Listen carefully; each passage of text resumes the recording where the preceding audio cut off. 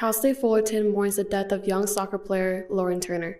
Newly released Epstein emails mention President Trump multiple times in the past 15 years. CSUF News starts now.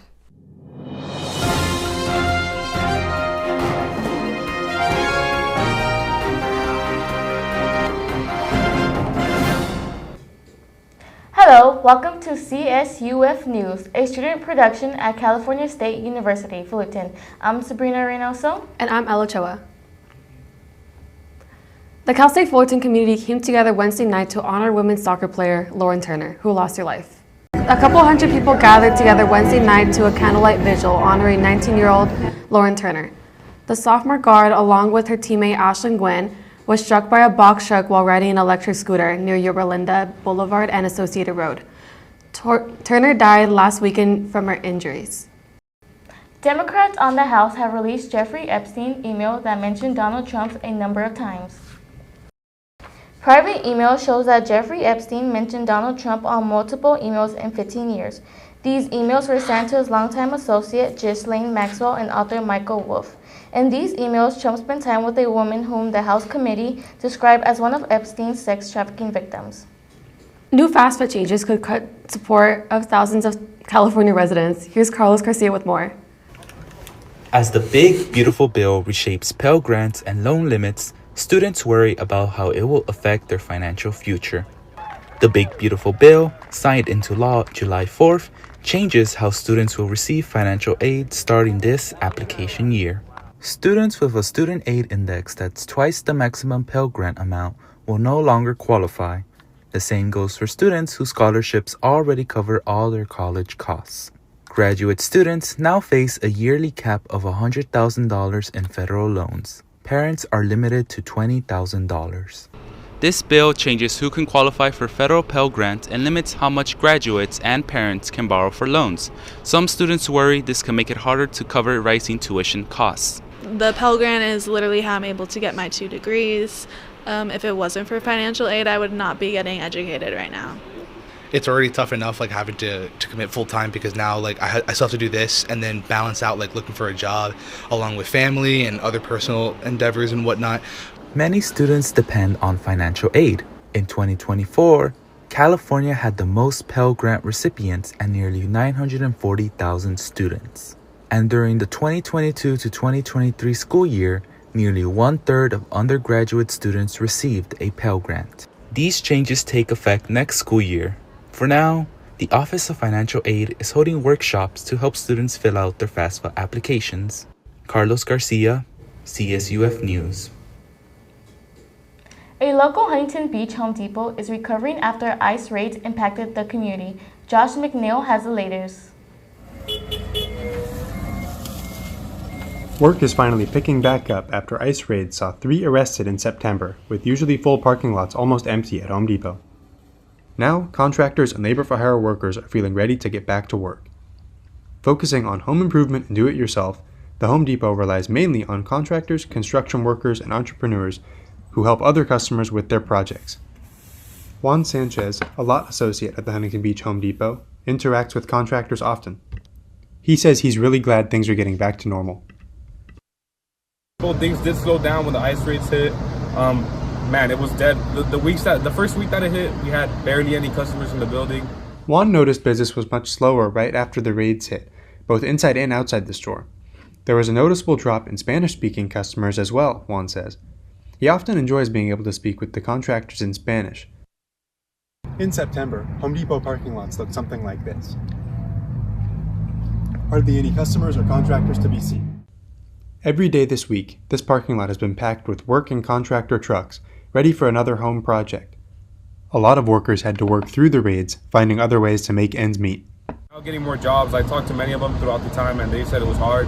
They had to save a couple of bucks here and there to make it throughout the month. But things are looking good now. Business is picking up, and hopefully it stays that way. A manager at this location stated that they didn't agree with ICE's actions, and that they're happy to provide work regardless of a person's immigration status.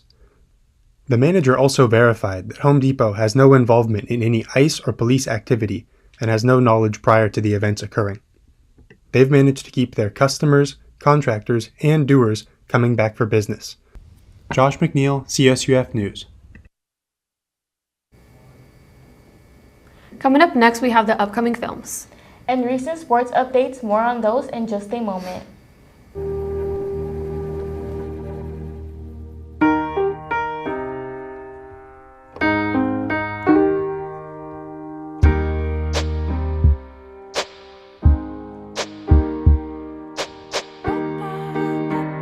And I can't change, even if I try, even if I wanted to.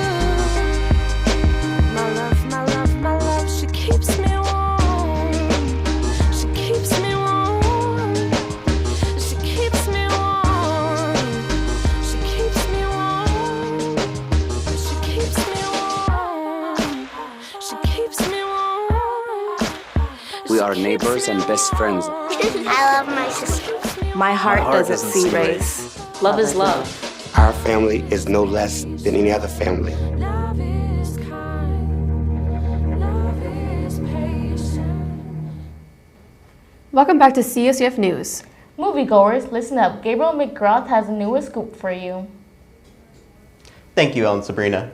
With this year concluding, the independent film company A24 releases their final movie for 2025. Marty Supreme, starring Timothée Chalamet and Gwyneth Paltrow, releases Christmas Day of this year. The film centers around table tennis and the drive that Chalamet's character embodies to accomplish their ambitions. And buckle up for next year. Toy Story is returning with its 5th installment set to hit theaters on June 19th.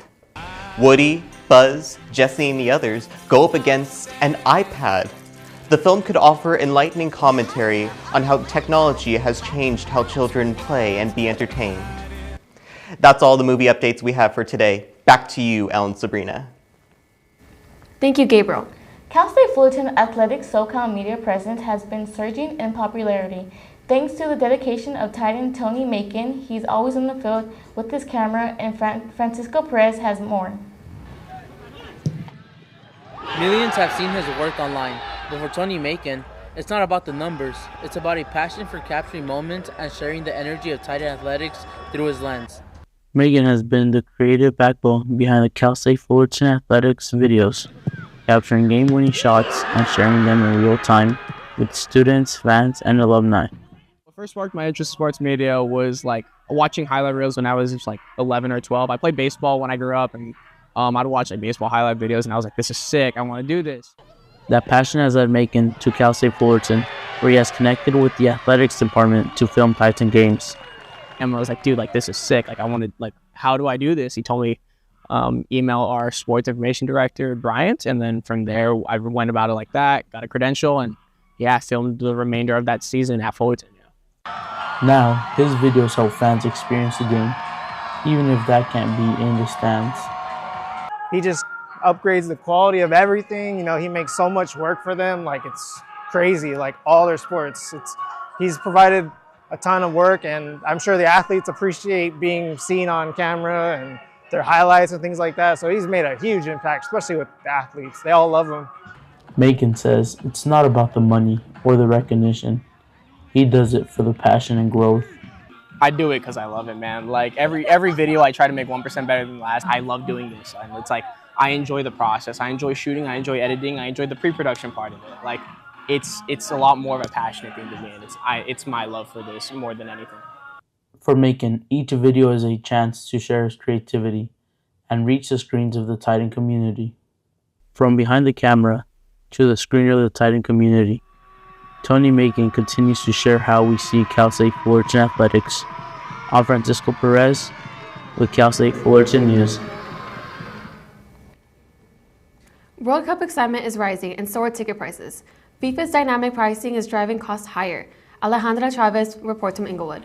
For the first time in men's World Cup history, FIFA is using a dynamic pricing strategy for tickets, a system that changes prices based on demand. The more popular the game, the higher the cost.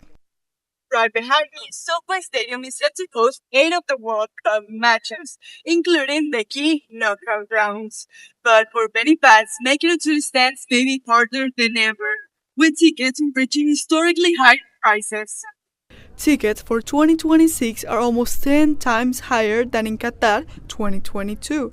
The final match ticket, which cost around $1,600 3 years ago, is now expected to reach almost $7,000. Many worry the tournament is becoming exclusive to the wealthy, more like the Super Bowl than a global celebration of soccer. It's been like a long journey. It might be hard for them to afford or to have time to go. A source at SoFi Stadium who works with World Cup hospitality sales says demand for VIP access is strong, but very expensive. Venue series packages, which include all 8 games for about 30 people, can reach almost $1 million. Even now, early round tickets start in the hundreds, making it difficult for families and young fans to experience this event. Whether seen as innovation or inconvenience, dynamic pricing is reshaping the fan experience. The 2026 World Cup may unite the world in spirit, but not everyone will make it into the stands. Los Angeles, Alejandra Chavez, CSUF News. Thank you, Alejandra. Saving up will be a top priority for soccer fans worldwide. That's all we have for today's show. Thanks for joining us. Have a great rest of your day, Titans.